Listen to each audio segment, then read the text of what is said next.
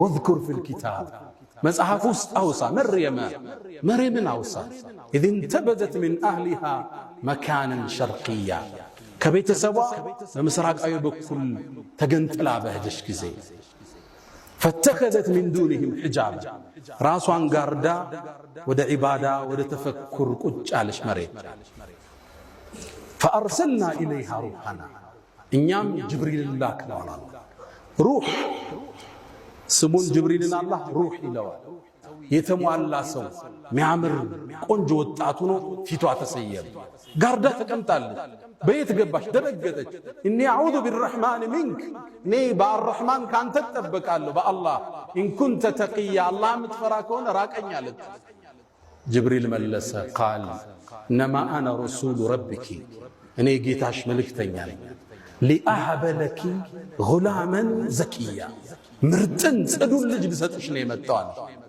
በሌላ አነባበብ ሊአህበ ለኪ ሚለው ሊያህበ ለኪ ጌታሽ ሊሰጥሽ በሚልም ተነበበ ሁለቱም ተመጋጋቢ ናቸው ጅብሪል እንደ ሰበብ ስላደረሰ ልሰጥሽ አለ እሷም እንደ ብስራት አልቆጠረችው እንዴት ሊከሰት ይችላል እኔ ትዳር ይዤ ከባሌ አረገዝኩ አይባል አልያም ማምስ ጋለሞታ አይደለም በዝሙት ምሰራ ልጅ እንዴት ሊኖርኝ ይችላል አለች ጅብሪል ቃል ብሎ አለ كذلك ነገሩ እንዳልሽው قال ربك الله ግን ይልሻል هو علي هين ይሄን ተአምር መከሰት ለኔ ቀላል ነው ብሎሻል ولنجعله آية للناس اللهم ለሰው ልጆች ምትወልጂው ልጅ የተአምራት መገለጫ ሊያደርገው ورحمة منا كاللهم زن إذنت لهن السلة كتلت وكان أمرا مقضيا مريم به قداي كلاي وصاني الفبت على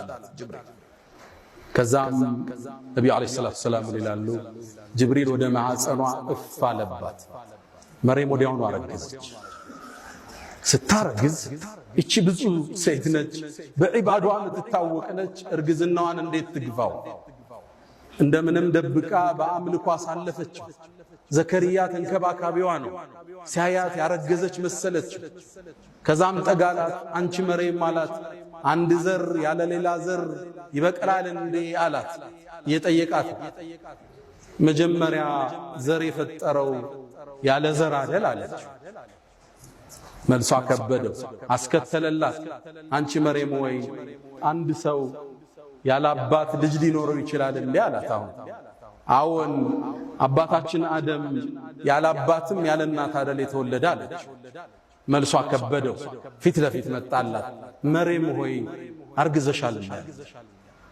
ሚስጥሩን ነገረችው ዘከሪያ ሆይ መላእክት መጡ አብስረው ከሰማይ መላእክ መጡ እንዲህ ተከስቷል ብላ ነገረችው ዘከሪያ ምን ክስተት ያቀናል ግን 9 ወር ቆይታለች የመጨረሻ የመውለጃ ጊዜዋ ሲደርስ ተገንጥላ ከቤተሰቦቿ አራቀች አዋልዱኝ እንዳትል ከማን አረግስኩ ልትል ታገሺ ብሏታል አላህ ተአምር ሊከሰት ነው ብሏታል ብቻዋን ርቃ ሄደች መካንን ቀሲያ ነው ብለዋል ከዛም የደረቀ የቴምር ዛፍ አለ እሱን ተደገፈች ምጡ መጣባት ልብ በሉ የ17 ዓመት ወጣት በዚህ ላይ ድንግል ነች አዋራጅ በዙሪያዋ የለም ምጡን ብቻዋን ያማጠችው ምጥ ከባድ ነው ድንግል ለሆነች ሴት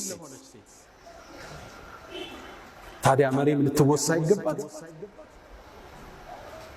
ምጡ ውስጥ ስትገባ ልጁ እየተወለደ ነው አመማት ከዛ ደግሞ ልጁን ወልዳ ይዛው ልትሄድ ነው የታመጣሽ ሊባል ነው አባቱ ማን ነው ሊባል ነው ጭንቅላቷ ፈረሰ فقالت يا ليتني مت قبل هذا ከዚህ በፊት ሙቼ በነበር ምን አለ وكنت نسيا منسيا ተረስቼስ በነበር አለ ወዲያው ዒሳን አላህ አወጣው ልጇን ኢየሱስ ተወለደ فناداها من تحتها ملائكه የተጣራት አሊያም ልጇ ነው ይባላል ልጇ የሚለው ቀውል አصحን ምነው ለሚቀጥለው ተአምር መንደርደሪያ ስለው فناداها من تحتها الله عيسان አናገረው ከሆዷ እንደወጣ አትዘኝ ብይጠጪ ውሃም እዚህ ያለ ዛፉንም መታ አርጊው ቴምሩንም በያለ ተረጋጋች።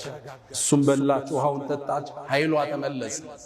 ይሄን ሕፃን ልጅ አዝላው መርየም ወደ በኒ እስራኤሎች መጣች። ድሮም ክፍተት የሚፈልጉላት ብዙ ሰዎች ነበሩ። በዒባዳዋ መሻይኾቹን ሁሉ በልጣ ጥርስ የነከሱባት ብዙ ናቸው። የሁዶቹ አይወዷትም ነበር። ልክ ይዛው ስትመጣ ዛሬ ጹም ያለው በያትናገሪ ተብላለች። ወደ በኒ እስራኤል ይዛው መጣች። ፈአተት ቢሂ ቀውመሃ ተሕሚሉ ተሸክማው ይዛው መጣች።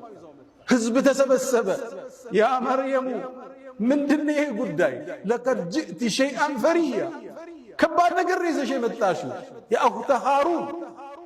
በእነሱ አገር ሃሩን የሚባል ሰውዬ ነው። በዒባዳው የታወቀ ነው ከወንዶቹ። ስለዚህ እሷንም እንደ ሃሩን በዒባዳዋ ጠንካራ ነች ነበር የምትባለው። አንቺ የሃሩን ጓደኛ መሳይ ሆይ ምንድነው ያመጣሽብኝ? አባትሽ መጥፎ ሰው አልነበር፣ እናትሽ ዝሙት ሰሪ አልነበረች። ይሄ ልጅ የት መጣ? መቼ ነው ያገባሽው? ከየት ወለድሽ? ፈአሻረት ኢለይ ጹም ያለው በይ ተብላለች። ወደ ነቢዩላህ ዒሳም አመላከተች። ሕፃን ነው ገና የተወለደ ጫቅላ ነው። ከዛ ተገረሙ። ከይፈ ኑከሊሙ መን ካነ ፊል መህዲ ሰብያ፣ እንዴት የታዘለ ሕፃን እናወራለን? አትቀልጅብን፣ ምንድነው ሚስጥሩ አለ። አላህ ነቢዩላህ ዒሳን እጇ ላይ ያለ አናገር። ቃለ ኢኒ ዓብዱላህ፣ እኔ አላህ ባሪያ፣ አታኒየል ኪታብ፣ ለወደፊት መጽሐፍን ይሰጠኛል። ወጀዓለኒ ነቢያ፣ ነቢይም አድርጎኝ፣ ወአውሳኒ ብሰላቲ ወዘካቲ ማዱምቱ ሐየን ወበረን ቢዋሊደቲ፣ መርየምንም ሊያጽናናት ነው ለእናቴም ደግ አርጎኛል። ወለም የጅዓልኒ ጀባረን ሸቂያ ወሰላሙ ዐለይ፣ እናቱን አሁንም ያጽናናት ነው በእኔ ላይ ሰላም ይስፈናል ሕፃኑ ኢየሱስ። ወሰላሙ ዐለይ የውመ ውልድት ወየውመ አሙት ወየውመ ኡብዓቱ ሐያ። አላህ ያለ አባት ልጅ ፈጥሮ ለበኒ እስራኤል አሳያቸው። ሁሉም ነገር ቻይ ጌታ እንደሆነ ገለጠላቸው። ሕፃን ልጅ እንደማይናገር ያውቃሉ። አናግሮ አላህ አሳያቸው። ይሄ ሕፃን ነገ ትልቁ ነው ይላካል፣ ተከተሉት ማለት ነው። አላህ አስከትሎ ምን አለ? ዛሊከ ዒሳ ብኑ መርየም፣ ኢየሱስ ማለት እንግዲህ ይሄ ነው።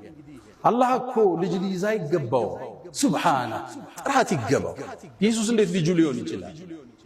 እንዴት የጌታ ስልጣን ተጋሪ ሊሆን ይችላል? ዛሊከ ዒሳ ብኑ መርየም፣ የመርየም ልጅ ኢየሱስ ማለት ይሄ ነው እንግዲህ አለ። አላህ ልጅ ሊኖረው አይገባም። ሱብሓነ አንድን ነገር ሲፈልግ ሁን ይለዋል፣ ይሆናል። አላህ ኢየሱስን ልጅ አድርጎ ሊይዝ አይገባው ማለት። ኢየሱስም ንግግሩን ሲቋጭ ምን አለ? አላህ እኮ ረቢ፣ የኔ ጌታ እሱ ነው፣ ወረብኩም የእናንተም ጌታ፣ ፈዕቡዱ ተገዙት፣ ሀዛ ሲራጡን ሙስተቂም፣ ቀጥተኛው መንገድ ይሄ ነው አላቸው። ከዛ ትልቅ ቤተሰብ ከዝች ብፁዕ ወጣት ኢየሱስ የተባለ ከታላላቅ ነቢያቶች አንዱ የሆነ ኡሉል ዐዝም ሚነ ሩሱል ምድር ላይ ተከሰተ። ጥብቁነት ሽልማት አለው። ቁጥብነት ደረጃን ከፍ ያደርጋል። ራስን መጠበቅ